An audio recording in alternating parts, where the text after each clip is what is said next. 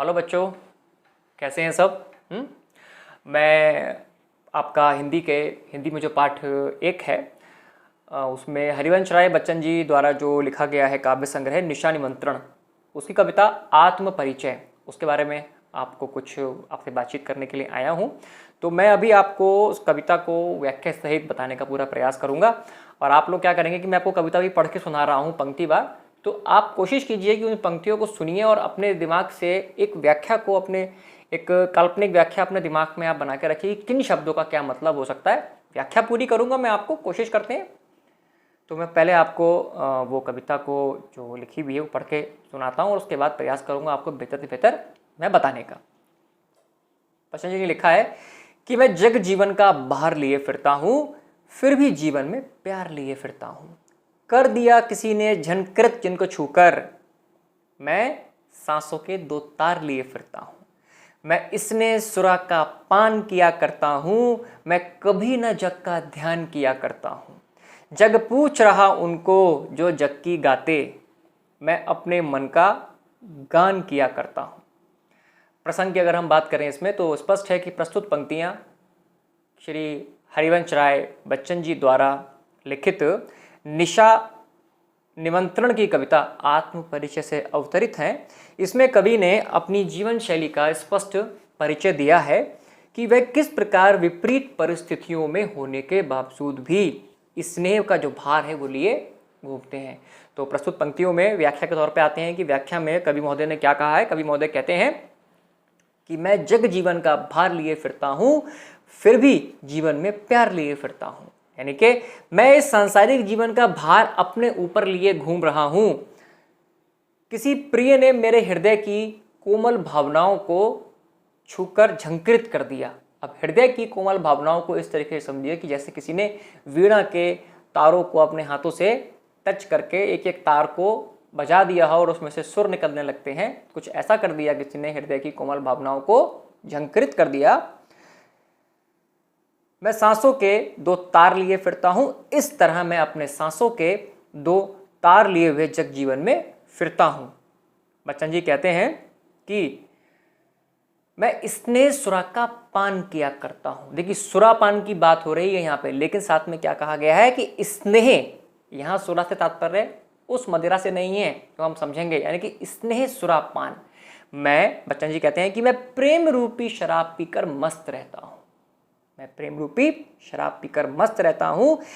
इस मस्ती में इस बात का विचार नहीं करता हूं कि लोग मेरे संबंध में क्या कहते हैं। मैं इस बात की चिंता नहीं करता हूं। आगे है, जग पूछ रहा उनको जो जग की गाते, मैं अपने मन का जो है गान किया करता हूं। यह संसार तो उन्हें पूछता है, अर्थात प्रशंसा करता है, जो उनके कहने पर चलते हैं, उनके अनुसार गाते हैं, किंतु मैं मन की भावनाओं के अनुसार गाता हूं तथा कविता में अपने ही मनोभावों को अभिव्यक्ति देता हूं। आगे चलते हैं, आगे बात करते हैं। मैं निज उर के द्वार लिए फिरता हूं, मैं निज उर के उपहार लिए फिरता हूं। है यह अपूर्ण संसार ना मुझको भाता, मैं स्वप्नों का संसार लिए फिरता हूं। मैं जला हृदय में अग्नि दहा करता हूँ, सुख दुख दोनों में मग्न रहा करता हूँ। जग भव सागर तरने को नाव बनाए, मैं भव मौजों पे मस्त बहा करता हूँ। प्रसंग वही रहेगा जो मैंने आपको बताया था।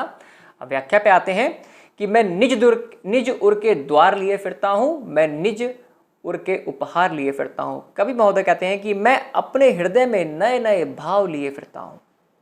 मैं अपने ही हृदय द्वारा दिए गए उपहारों को लिए घूम रहा हूँ। मैं उन्हीं मनोभावों को लेकर घूमता उमड़ता रहता हूँ, या किसी अन्य के मैं इशारे पर नहीं चलता। मैं अपनी हृदय की भावनाओं को ही श्रेष्ठ भेंट मानकर अपनाता रहता हूँ। मुझे यह संसार अधूरा सा लगता है, इसमें प्रेम का अभाव सा है। यह इसी कारण मुझे अच्छा नहीं लगता। मेरे मन में प्रेममय सुंदर सपनों का संसार है और उसी को लेकर मैं आगे बढ़ता हूं, अर्थात अपनी भावनाओं के अनुसार प्रेम में संसार की रचना करता रहता हूं। आगे कभी कहते हैं कि मेरे हृदय में प्रेम की अग्नि जलती रहती है। वो कविता में क्या कहते हैं कि मैं जला हृदय में अग्नि दहा करता हूँ, सुख दुख दोनों में मग्न रहा करता हूँ। जग भव सागर तरने को नाव बनाए, मैं भव मौजों में मस्त बहा करता हूँ। कवि महोदय कहते हैं कि मेरे हृदय में प्रेम की अग्नि जलती रहती है और मैं उसी की आंच में स्वयं को तपाता रहता हूँ या तपता रहता हूँ। मैं प्रेम दीवानगी में मस्त होकर जीवन के सुख दुख दोनों की दशाओं में मग्न रहता हूँ। यह संसार जो है ये विपदाओं का सागर है, मैं इसे प्रेम रूपी नाव से पार करना चाहता हूँ। इसलिए मैं भव सागरों की लहरों पर प्रेम की उमंग और मस्ती के साथ बहता रहता हूँ। इस तरह मैं प्रसन्नतापूर्वक जीवन नाव में संसार सागर के किनारे लग जाता हूँ और सभी परिस्थितियों में मस्त रहता हूँ, खुश रहता हूँ। आगे है, मैं यौवन का उन्माद लिए फिरता हूँ, उन्मादों में अवसाद लिए फिरता हूँ। व्याख्या है कि कवि महोदय कहते हैं, अपने संबंध में कहते हैं कि मैं युवा अवस्था के नशे में रहता हूँ, मेरे ऊपर प्रेम का पागलपन सवार रहता है और इस दीवानगी ने मुझे कदम कदम पर निराशा भी मिलती है, अर्थात दुख विषाद की भावना भी इसमें विद्यमान रहती है। जो मुझको बाहर हंसा रुलाता भीतर, मैं हाय किसी की याद लिए फिरता हूँ। इससे मेरी मन की जो स्थिति है वो बाहर से तो हंसती भी रहती है, अर्थात प्रसन्नचित रहती है, परंतु अंदर ही अंदर मुझे रुलाती है। इस स्थिति का मूल कारण यह है कि मैं अपने हृदय में किसी प्रिय की मधुर स्मृति बसाए हुए हूँ और हर समय उसे याद करता रहता हूँ और उसके ना मिलने से दुखी हो जाता हूँ। हरियल मिटे सब सत्य किसी ने ना जाना, नादान वही है हाय जहाँ पर दाना। कवि कहते हैं कि मैंने सारे उपाय, सारे प्रयत्न और सारे यत्न करके देख लिए, लेकिन किसी ने भी मेरे हृदय की नहीं जानी और मेरे हृदय के सत्य को जानने का प्रयास नहीं किया। कोई भी मेरे इस जीवन सत्य को नहीं जान पाया। इस तरह जिसे भी देखो वह नादानी कर रहा है।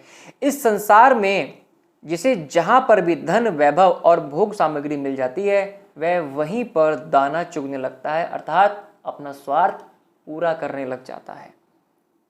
फिर मूड ना क्या जग जो इस पर भी सीखे, मैं सीख रहा हूं सीखा ज्ञान भुलाना। कवि महोदय अंत में कहते हैं, परंतु कवि की दृष्टि में ऐसे लोग मूर्ख होते हैं क्योंकि वे जानबूझकर सांसारिक लाभ मोह के चक्कर में उलझे रहते हैं। मैं संसार की इस नाराजगी को समझ गया हूं, इसलिए मैं सांसारिकता का पाठ कर रहा हूं या सांसारिकता का पाठ सीख रहा हूं और सीखे हुए ज्ञान को अर्थात पुरानी बातों को भूलकर मन के अनुसार चलना सीख रहा हूं।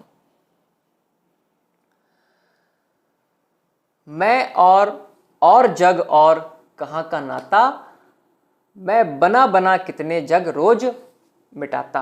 कवि महोदय यहाँ पे कहते हैं कि कवि अपने और संसार की क्रियाओं के विषय में कहते हैं कि मैं एक कवि जो कि स्वभाव से ही संवेदनशील होता है और कहाँ ये संसार हम दोनों के मध्य किस प्रकार का रिश्ता है।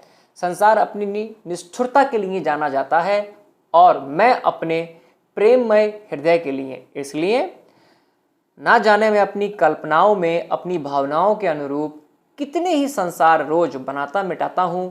मैं संसार से कोई संबंध या नाता नहीं है। जिस पृथ्वी पर जोड़ा करता वैभव, मैं प्रतिपक्ष से उसी पृथ्वी को ठुकराता। मैं निज रोदन में राग लिए फिरता हूं, शीतल वाणी में आग लिए फिरता हूं। मेरा तो इस संसार के साथ टकराव अलगाव चलता ही रहता है। मैं रोज एक नए संसार की अर्थात नए आदर्श की रचना करता हूं और उससे पूरी तरह संतुष्ट ना होने पर उसे मिटाने का प्रयास करता हूं। यह संसार जिस धन समृद्धि को एकत्र करने में लगा रहता है मैं उसे पूरी तरह ठुकरा देता हूं। इस तरह मैं संसार को ठुकराकर सत्य और प्रेम के पथ पर आगे बढ़ता हूं। हो जिस पर भूपों के प्रसाद निछावर, मैं वह खंडर का भाग लिए फिरता हूँ। कवि कहते हैं कि मेरे रोदन में भी मेरा प्रेम भाव छलकता है। मैं अपने गीतों के प्रेम के आंसू बहाता हूँ। मेरी वाणी यद्यपि कोमल और शीतल है, फिर भी उसमें प्रेम की तीव्र ऊष्मा एवं वेदना का ताप है। जिस प्रेम पर राजाओं के विशाल महल न्यौछावर होते हैं, उन पर मैं अपने प्रेम के खंडहर न्यौछावर कर सकता हूँ। प्रेम की निशा के कारण मेरा जीवन एक खंडहर जैसा है, फिर भी मैं उस खंडहर रूपी प्रेम को अपने जीवन का अहम भाग मान साथ लिए फिरता हूँ। कभी इसमें अपने प्रेम की पीड़ा को स्वयं के साथ रखने की जो है बात कर रहे हैं। इसके बाद आगे है, अंतिम है ये, मैं रोया इसको तुम कहते हो गाना, मैं फूट पड़ा तुम कहते छंद बनाना। क्यों कवि कहकर संसार मुझे अपनाए, मैं दुनिया कहूँ एक नया दीवाना। पहले इतना देखते हैं।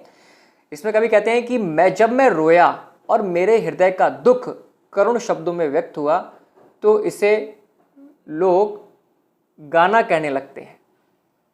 जब मैं प्रेम के आवेग से भरकर पूरे उन्माद से अपने भावों को व्यक्त करता हूँ, तब संसार के लोग उसे छंद कहने लगते हैं।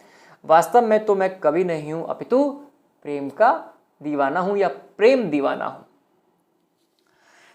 मैं दीवानों का वेश लिए फिरता हूँ, मैं मादकता निशेष लिए फिरता हूँ। जिसको सुनकर जग झूम चुके लहराए, मैं मस्ती का संदेश लिए फिरता हूँ।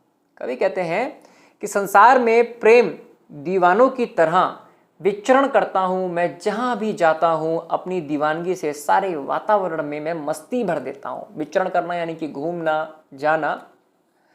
मेरी हार्दिक भावना प्रेम की संपूर्ण मस्ती में छाई हुई है। मैं प्रेम और यौवन के गीत गाता हूँ। मैं सभी को इसी प्रेम की मस्ती में झूमने का संदेश देता रहता हूँ। लोग मेरे इसी संदेश को गीत समझ लेते हैं, जबकि मैं अपने व्यवहार द्वारा सभी दुखों से दूर रहने का संदेश देता रहता हूँ। तो मेरे द्वारा प्रयास किया गया बच्चों, आपको श्रीमान हरिवंश राय बच्चन जी द्वारा लिखित जो काव्य संग्रह है निशा निमंत्रण, उसकी कविता आत्म परिचय को थोड़ा सा प्रयास किया गया बताने का। कुछ मैंने उसमें अपने शब्दों का भी इसमें प्रयोग किया है कि किस तरीके से हम कविता को व्याख्या को और सरल बना सकते हैं। फिर भी आपको इसमें हो सकता है कुछ शब्द शायद समझ में नहीं आए हों या आपको लगता हो कि इसमें और बेहतर होना चाहिए था, तो मुझे रहेगा इंतज़ार आपके जवाब का, जो आप कमेंट के माध्यम से आप लोग मुझे देंगे।